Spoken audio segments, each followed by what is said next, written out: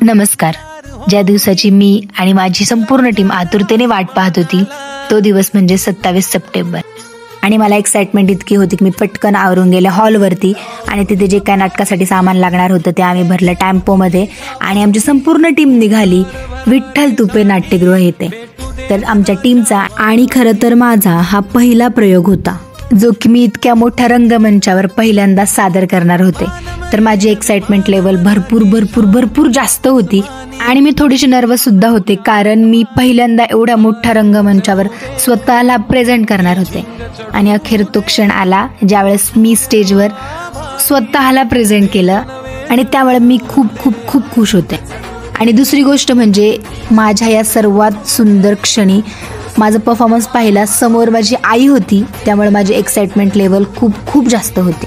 आणि सर्वात महत्त्वाचं म्हणजे एवढ्या मोठ्या नाट्यगृहात तिकिटावर लागलेली माझी ही पहिली एकांकिका होती. तर आजसाठी इतकंच. बाय.